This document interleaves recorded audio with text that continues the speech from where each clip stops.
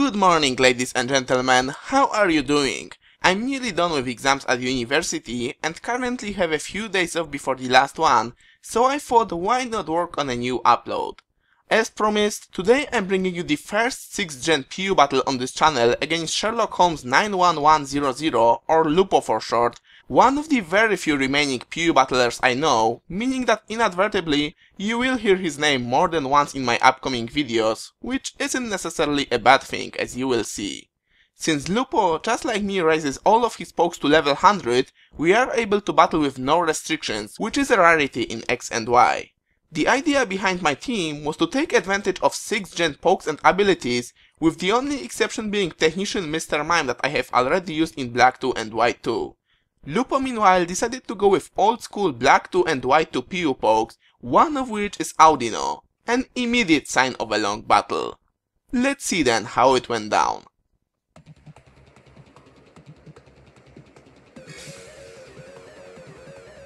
I lead off with my shiny Breaksen, because usually shininess of my PU pokes means that they are running uncommon or completely unique moveset. In Breaksen's case, it's specially defensive res stocking set with Will-O-Wisp and Flamethrower, meant to be used early in the game to cripple any physical attackers that dare switching in. It seems to be a particularly good matchup against the lead Glalie, which I know for a fact carries explosions, so the first thing I do is go for a Will-O-Wisp as he sets up a layer of spikes. It doesn't worry me though, because my Bergmate has Rapid Spin and there is nothing on his team that could block or counter it. Then I just go for a Flamethrower, knowing that it should be an easy to hit KO, but he knows that as well, so he switches to Huntail to take it.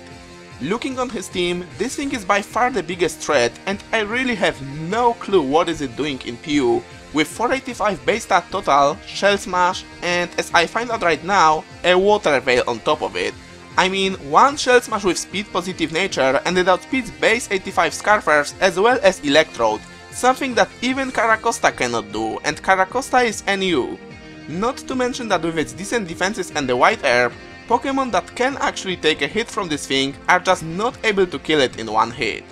Thankfully, that is all irrelevant in this case, because Lupo reveals that it isn't a Shell Smash variant. Instead, he goes for an Infestation and follows it up with Toxic as I just spam Flamethrowers, which do a decent amount for no special attack investment, telling me that he is physically defensive. He then reveals a Super Fang, which joined with all the residual damage brings me down to red, and on the following turn switches to Audino, not realizing that I'm about to rest off all of that damage, rendering the past 5 turns pretty much useless, and that is only a little warm up for the stall that is yet to come. Knowing that this thing is more than likely some sort of supporter, I get a chance to bring in my Beedrill and let it do some work.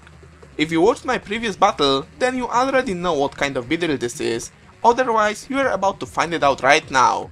I set up a Focus energy on his switch to Huntail, so that even though Wish recovers his health back up to full, Crit Poison Jab is still an easy to hit KO. Base 105 defense? Guess what, Crit Drill doesn't care. I also get a poison on the way and learn that he is holding a Rocky Helmet, meaning that he is all about that residual damage, which in turn makes me think that he might have no attacking moves whatsoever.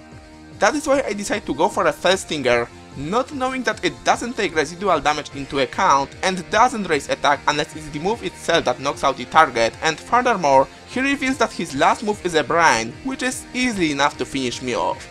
As a result, I pretty much waste my Beedrill for no good reason, which would have been very helpful against rest of his team, especially Audino, and although I don't realize it yet, I therefore just made this battle about 20 turns longer than it needs to be, so if you have a beer, soda or any drink of your choice around, now is a good time to pause the video and go get it, because we are gonna be here for a while.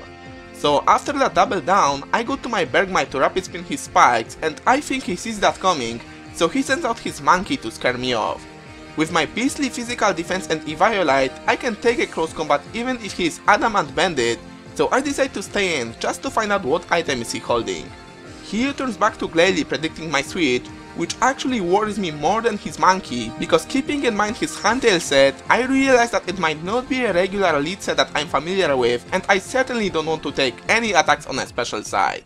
So just to be safe, I go back to Breaksen, hoping that I sleep talk a Flamethrower before he sets up his spikes again, But that doesn't happen. He sets up both layers of spikes back up and then explodes in my face, which is weird because his Glalie is a female and Braixen is a male, so it should be the other way around, and even with a burn, it still does a bad ton with a crit. Then he goes to Simisage, and because this thing could be a special attacker, switching to Bergmite is too risky, and at this point I completely forgot that in 6th gen, sleep turns no longer reset upon switching out, so I let my Braixen die, thinking that I probably won't get a chance to wake up.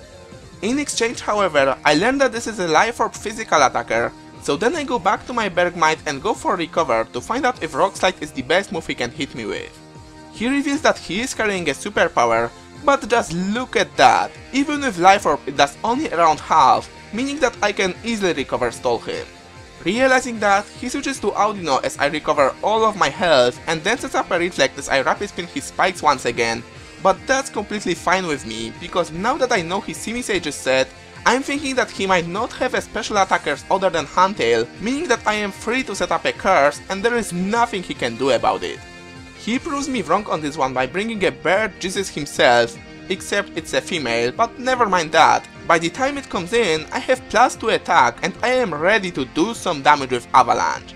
What I didn't expect is that he's gonna be carrying a Heat Wave, but I guess his switch to Pidgeot wouldn't make sense otherwise, but even without any special defense investment, Bergmite lives it like a boss and does a ton of damage considering that he has a Reflect up on his side. At first, I wanted to bring in Mr. Mime to take another one and directly threaten everything on his team except Audino, but then I decided to take a safer approach and switch to Spritzy, which is on this team to sponge just about any attack, wish up, and either pass it to something that can also take it and hit back, or, if there is no such thing, slowly wear down the opposing Pog with a Moonblast. It turns out to be a good call, because he switches up his attack to Omnius with Predicting Mr. Mime, which does barely any damage, and so does the crit U-turn that he goes for right after. It all would be fine and dandy if not the fact that he has also a very reliable Cleric, which is at this point my biggest problem, because I can see only 2 possible ways of taking it out, by getting up to +6 with Bergmite, or by catching it a couple of times on the switch with a Bunnelby, which is gonna be much harder. So in an attempt to get a Bergmite sweep going, I go for a wish as he goes back to Audino, probably afraid that I might be a Calm Mind variant, which now when I think about it would be a really bad news for him, because he has absolutely nothing to stop it. But because this Spritzy is just a Cleric, I then switch to Bergmite as he switches to Monkey, realizing what my plan is, which prevents me from implementing it right away. Instead, I switch to Mr. Mime, pretty sure that he is gonna go for a close combat, because now with a quad resistance, I know that I can take it nicely and find out how much Specs Psychic does to his Audino. It turns out to be a only 3-hit KO, meaning that behind the light screen, he is gonna be able to stall me out for ages. To avoid that, I switch right to Bunnelby as he sets it up to hit him on his weaker side, but he decides to defodder his Pidgeot, probably afraid that I might be banded, and then goes to Simisage to force me out. With Bunnelby's Bismo attack, I am forced to run Adamant Nature in order to hit hard, but on the other hand that means that even with a Choice Scarf he still outspeeds me, which is why soon after this battle I gave up the Choice Scarf for a Choice Band, giving me the kind of power that even max HP, max defense Bolt Audino is not able to withstand. Sadly, that stall breaking power wasn't available on this team at the time of this battle, which is why we are making barely any progress. Right now, I switch back to Bergmite to take any hit from him, but make a crucial mistake by slightly overestimating its bulk, and Life Orb Seed Bomb followed up by Superpower is just enough to take me out, so there goes my Bergmite sweep. Using his lowered attack, I bring my Mr. Mime safely once again, but then double switch to Bunnelby predicting this damn Audino to come in for a gazillionth time, and what's worse, thanks to Regenerator, he's still at full health and returned us about the same amount as Spec Psychic from Mr. Mime, so I have literally no way of breaking through this thing. But worry not, the speed up button is here for the rescue. Hyperspace mode enabled in 3, 2, 1. He sets up a reflect and then wishes up, so it becomes apparent that my only option is to go through arduous process of PP stalling. For that, I switch to Spritzy as he sets up his light screen, wish up as he goes to Simisage, and hit him with a Moonblast for a minuscule amount of damage as he reveals his last move with a Synthesis. I go for another Moonblast and take a Seed Bomb in exchange, wish up as his light screen wears off, and then he just recovers all of my damage with another Synthesis. Yes! No matter though, without the light screen I am still at a better position, so I keep going for a Moonblast, but then of course, he isn't gonna stay in, is he? No, back comes our beloved Audino, sets up a reflect first predicting my Bunnelby, but I go to Mr. Mime instead predicting just that. However, knowing that Psychic won't be enough to take him out, I decided to lock myself on an Icy Wind instead, knowing that whatever he switches to is gonna have speed lowered and hopefully taken out by another one. But then, this happens.